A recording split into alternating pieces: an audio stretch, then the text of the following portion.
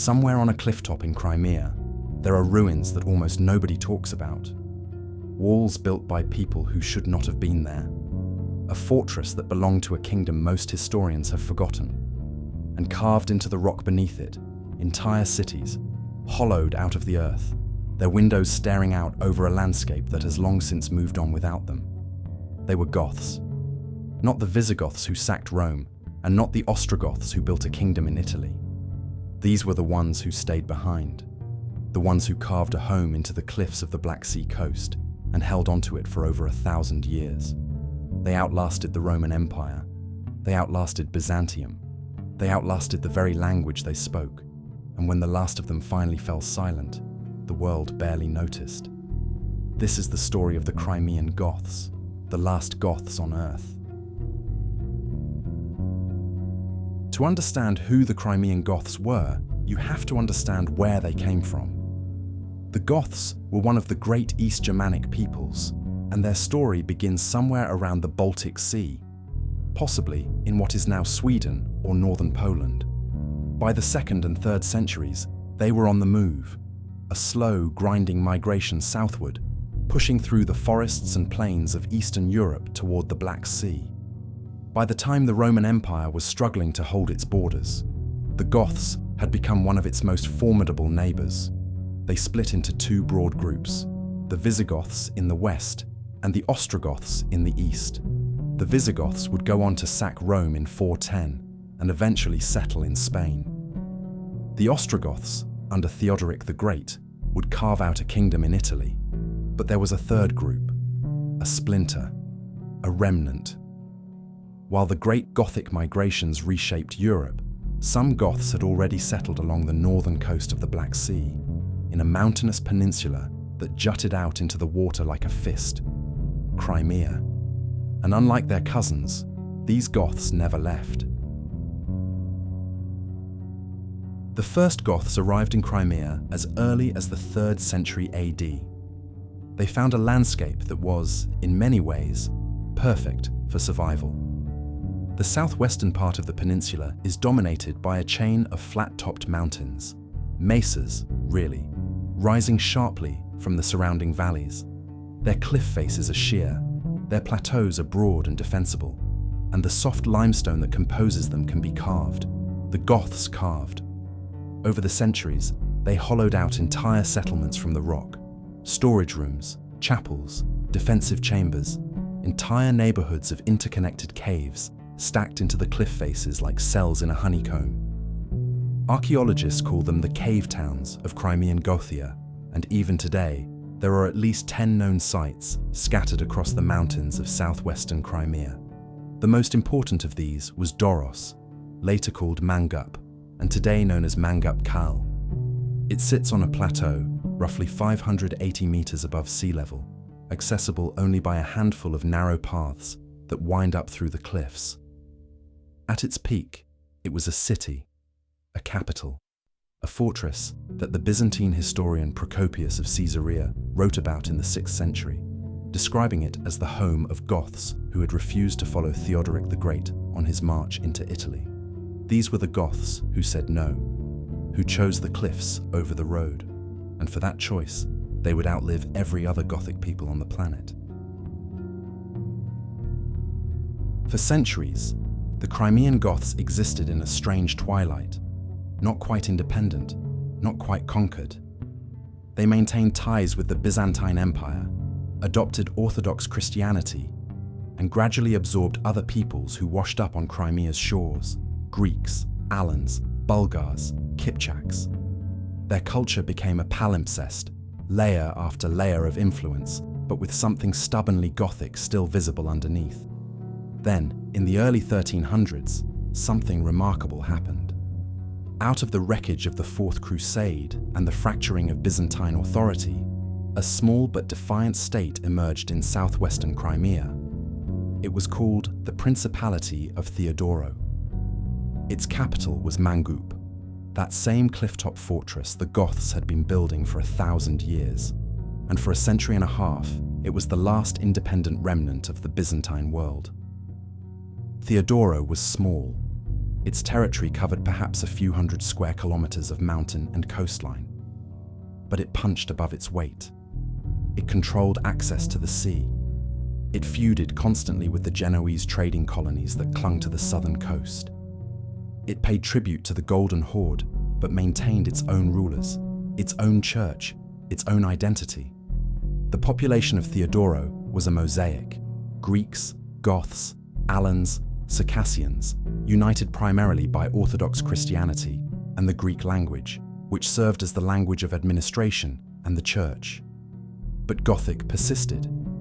It lingered in the villages, in the vernacular, in the names people gave their children, and the words they used for bread and stone and sky. Theodoro outlived the Byzantine Empire itself. Constantinople fell to the Ottomans in 1453. The Empire of Trebizond fell in 1461. The Despotate of the Morea fell. One by one, the last fragments of the Roman world winked out. But on a clifftop in Crimea, the light stayed on for 22 more years. In 1475, the Ottoman commander Gedik Ahmed Pasha arrived in Crimea with a fleet and an army. His campaign was swift and merciless. The Genoese colony of Kaffa fell first, then the smaller coastal fortresses, one after another, like dominoes. Mangup was last. The Goths knew what was coming. They had watched the smoke rise from the coast for weeks. And when the Ottoman army reached the base of their plateau, they did what their ancestors had done for over 1,000 years. They held the cliffs. The siege lasted somewhere between 3 and 5 months, depending on which source you trust. The Ottomans threw everything they had at the mountain. The Goths threw it back. The narrow approaches to the plateau became killing grounds.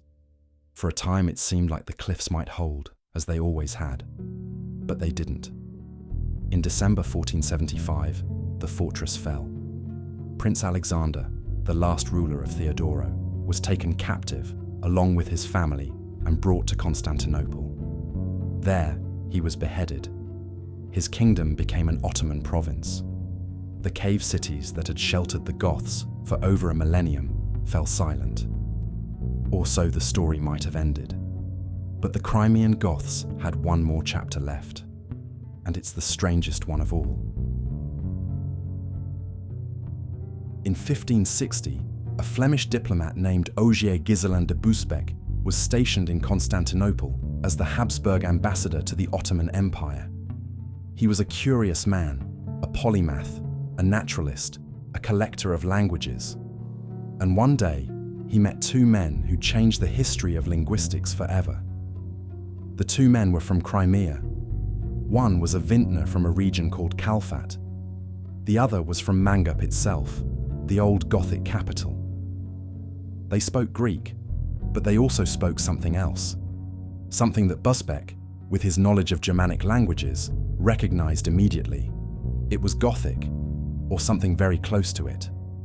Over the course of several conversations, Busbecq extracted from these 2 men approximately 86 words and phrases in their native language, along with numbers from 1 to 100, and the fragment of a song, a cantilena, 3 broken lines of verse in a language that had been dead everywhere else in the world for centuries. The words are haunting in their ordinariness. Bar for boy, ale for stone, Goltz for gold, Regen for rain, Stein for star, Schuster for sister. These are not the words of conquest or theology. They are the words of daily life, the vocabulary of a people who use this language to talk about weather and family, and the things they could hold in their hands. Busbecq recorded them in his 4th Turkish letter, which was published in 1589. It is the only substantial record of Crimean Gothic that exists. 86 words and a fragment of a song. That's all that's left of a language that was spoken for over 1,000 years. After Busbecq, the trail goes cold, but not quite dead. In 1780, an archbishop named Stanisław Siestrzencewicz Bohusz visited Crimea and reported finding small groups who still spoke something resembling Gothic. Their language was already dying, he noted. already slipping away. 14 years later, in 1794, the Prussian naturalist Peter Simon Pallas traveled through Crimea searching for the same people. He found nothing. No speakers. No villages where the old language lingered. The Crimean Gothic language, by all evidence, had gone extinct somewhere in the late 18th century. Quietly, without ceremony, without anyone writing it down. The last speakers simply stopped speaking it, and the silence filled in behind them. What happened to the Crimean Goths themselves is harder to say. They didn't die out in any dramatic sense. They assimilated. They married into Greek-speaking communities, into Tatar communities, into the broader population of Crimea. Their genes are still there, scattered through the bloodlines of a peninsula that has been home to dozens of peoples over the millennia. But their identity, as Goths, as a distinct people with a distinct language and a 1,000-year claim to those cliffs, that faded away. And today, Mangup Kale stands empty. The last permanent inhabitants, a small community of Karaim Jews, left in the 1790s. The cave cities are silent, the fortress walls are crumbling. Tourists visit occasionally. Archaeologists dig. But the people who built those walls and carved those caves and spoke a language that connected them to the ancient Germanic world, they're gone. There's something that stays with me about the Crimean Goths. Not the battles, not the sieges, not even the kingdom they built. It's the words. 86 words given to a foreign diplomat by two men in Constantinople who probably had no idea they were the last witnesses to a dying language. Bar, ale, goltz, regen, boy, stone, gold, rain. 1,000 years of history compressed into a vocabulary list. If you found this story as haunting as I did, consider subscribing to the Archive of Oddities. We dig up the strange, the forgotten, and the almost lost, and we try to make sure they're remembered for a little while longer. I'll see you in the next one.